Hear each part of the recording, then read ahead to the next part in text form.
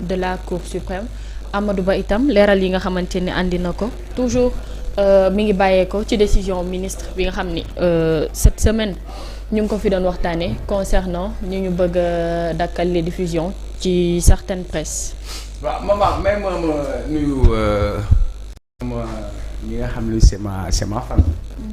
parce que liggéey naa fa ay at. donc jaar naa léegi ci yoon bi sax bi may ñëw fii daje ak Simon Faye nga xam ni bokk na si ñoo xam ne il m'a beaucoup apporté ci parce que bi may liggéey moom sama expérience bëriwul mu def si liggéey bu am solo fan yee mu amoon ko di vraiment di ko féddaliwaat ci bi nga xam ni mooy fonk bi ma ko fonk. donc Simon Faye maa ngi koy moom sama jaam la xam nga nag diggante séeréer rek tukulóor moom foofu dara xaju fa du dëgg.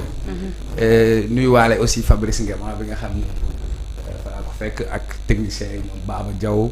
maa ngi nuyu suma xarit Patrice Bodian parce que dégg naa mu nga 18e nee naa leen nag Joolaa moom bu demee 18e dina yéex a ñëw ndax bëgg bi fay fekk. donc daal pour dire que maa ngi koy nuyu di ko ziar maintenant sur cette question xam nga c'est du juridisme. maintenant comme li lay wax Sénégal parfois doo ko parce que parfois presse bi ni muy bindee am na benn presse bu bindoon ba pare journal bi nu mu tudd. L'Info. waaw mais daa am manifestation bu mag image yi mu def. par rapport ak manifestation bi xam nga utiliser français bu cité c'est diamétralement opposé. donc parfois doo comprendre c'est quoi le délire. rôle bi lan la. j'en profite d'ailleurs sax pour nuyu suma benn nijaay Mamadou Ly moom mooy def ma revue de presse. C'est quelqu'un que je connais parce que dans ma famille am naa une famille de journalistes bëri na ñoo xam ni 3 heures du matin 4 heures du matin moom de manière bénévole mu jël toutes les unes des journaux. toutes les informations mu collecté ko di ko def di ko envoyé ay nit. fan yii sax dama jékki-jékki mu gis ko mu ne moom léegi journaux yi mu doon envoyé daf koy wàññi moom jàpp na ni journal yi nga xamante ni yëpp dëppoowuñu ak yoon dootu ko envoyé. moom c'est quand même un grand monsieur et à travers notre tour bi je tenais quand même félicité ko ci liggéey boobu nga xam ni moo ngi koy def maintenant Cour suprême li muy liggéeyam la xam nga dañu nekk si état de droit. dans un état de droit weesul yàggul Amadou Ba mi indi na fi loi def ko mu jàll assemblée nationale. tout à fait député yi voté ko. mu jaar fi mu war a jaar assemblée def rôle am. pourtant opposition parlementaire ñoom ñoo dem ñu def recours ñu dem ci conseil constitutionnel. conseil constitutionnel dindi loi bi ne soxlawul loi bi parce que joxe ay raisons. ak ay motivations xamaleen ni dafa am ay mbir yoo xam ni c'est imprescriptible. am mbir yoo xamante ni Sénégal daf ko ratifier wax le droit ku nekk nag jóg nga ne yaa am victoire man bi ma laaj dama ne leen loolu dafay wane kon réew mi état de droit am na. Cour suprême yàgg na fee am nguuru Macky Sall Serigne Mbaye Thiam moo nekkoon ministre de l'enseignement am na ay jàngalekat yu mu xañoon seen àq li may wax nii c'est des faits Cour suprême boobu Serigne Mbaye Thiam dafa jël un arrêté jàngalekat yi dem attaqué arrêté bi ci Cour suprême daa di ne arrêté bi jaarul yoon. ne nañ delloo jàngalekat seen ak seen élèves gouvernement Macky Sall appliqué wu ko woon loolu fii lañ fekk. bu dëgg. coowu Sonko bi sax ak. waay présidentielle yi. lan nga fi doon dégg. waay daa war a bindoo warata bind institution judiciaire bu waxee donc kon bu fekkee ni ñëw nañ tey ba toll fii ñu toll sur un état de droit c'est tout à fait normal maintenant dafa am loo xam ne c'est des actes administratifs. acte administratif même arrêté Ousmane Ngom bii ngay dégg. ironie du sort. Ousmane Ngom moo nekkoon ministre de l'intérieur boobu PDS moo nekk au pouvoir. manifestation yi sonal na leen ñu def un arrêté Ousmane Ngom pour interdire. pourtant PDS bi mu demee ba nekk ci opposition. arrêté bi sonal leen. Assane Ba moom mu demoon Cour suprême.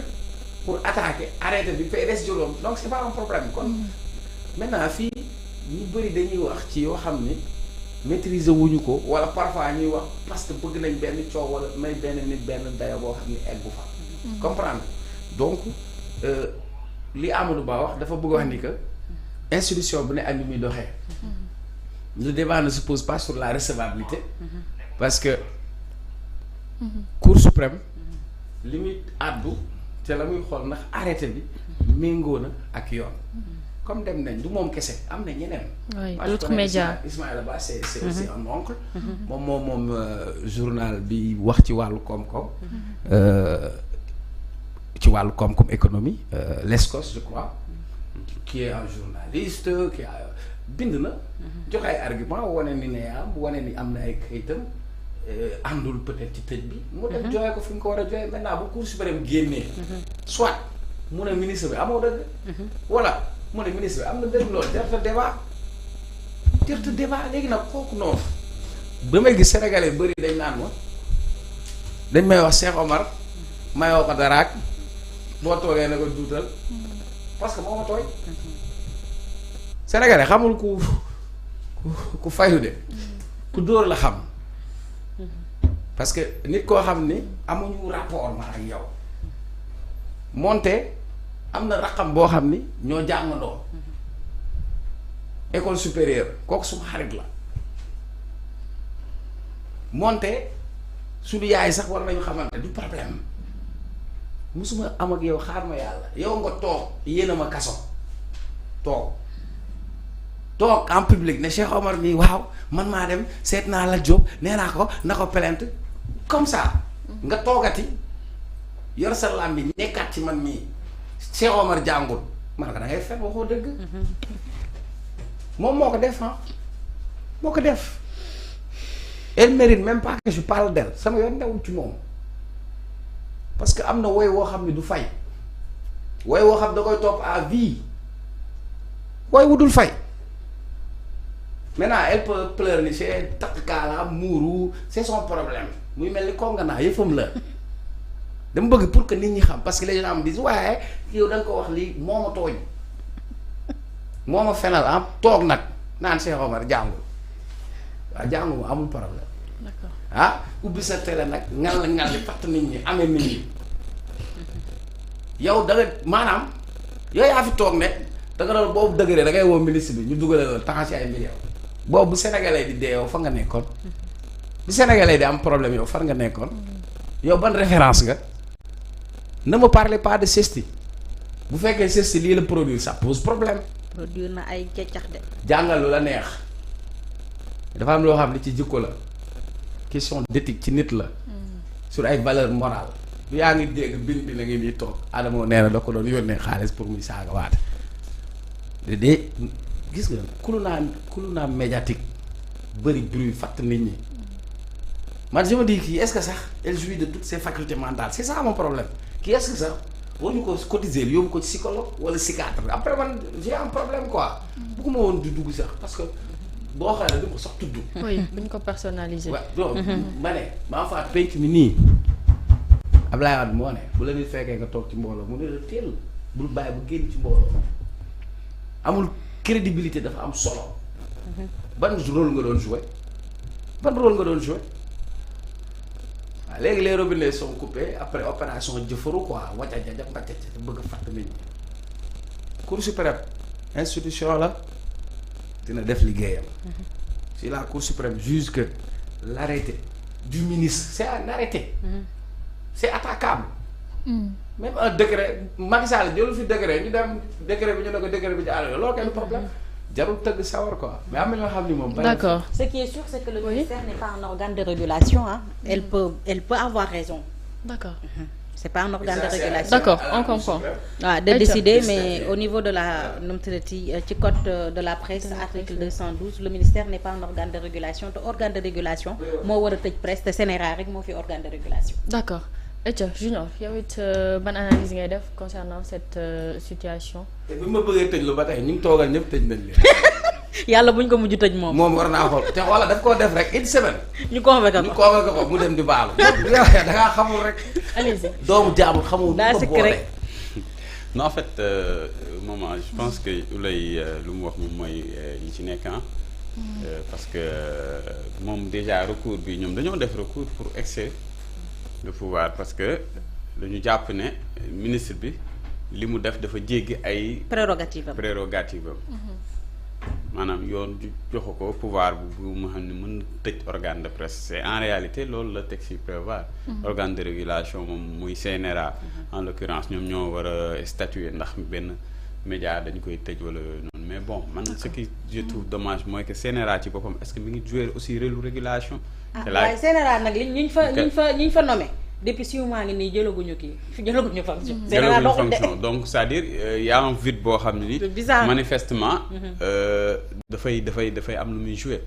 et da démb rek maa ngi bokk ci benn space boo xam ne sur Twitter y avait le directeur de la com Abibou Dia je pense qu'il s'appelle je le connais pas sincèrement mais c'est un gars très concis très très pertinent boo xam ne mi ngi doon expliquer à peu près sur les mesures qu'ils ont eu à prendre et wax aussi. Par rapport ak situation média yi au Sénégal qui a droit. mooy le directeur de la communication. waaw qui a droit soo ko déggoo rek xam ne très structuré. voilà moom laay wax man je le connais pas mais démb dama ko déglu. on a fait un space sur Twitter. mais wallahi Azim il était carré et franchement man j'ai été séduit de voir que voilà. il a une compréhension parce que moom bi mu joxee xalaatam rek si parce que les gens ont posé à un moment donné même par rapport ak les pseudo-influenceurs wala ñi nekk ci réseaux sociaux yi parce que des fois la question se pose ndax réellement qui a droit de donner de l'information wala qui a droit de faire du traitement de l'information parce que des fois am na ñoo xam ne peut-être am nañ benn réseau boo xam ne dafay yaatu léegi da ngay gis tout le temps bu information dañuy joxe comme journaliste lu xew ñu ne kii na ulay maana dem na fii Cheikh Omar lii dañuy à longueur de journée maintenant ñooñu est-ce que dañ leen war a considérer comme des journalistes wala est-ce que ñoom am nañ droit def de l'information parce que moom sax am na loo xam ne nii partagé na ko ba mais bon am na ci loo xam ne dafa demander moom bu sañoon parce que comme réflexion boppam la te jotul génn bu ko gars yi génne quoi moo tax mënu moo ko partager mais il a eu quand même à faire des suggestions assez pertinentes quand même et moi je trouve que ne ouverture d'esprit bi mu xamante ne moom la liggéey bi laaj moom am na ko maintenant man pour wax c'est-à-dire li Cheikh Omar wax mooy li am gis nga nit boo nekkee ci dëkk yoon lim la may da nga koy jël Aïssatou Diop Fall recours bi mu dugal Oulay mu ngi koy wax léegi man je suis sûr que àndoo ak moom mais yow nee nga taxaw nga reconnaître que ne elle a des chances de gagner parce que bu ñu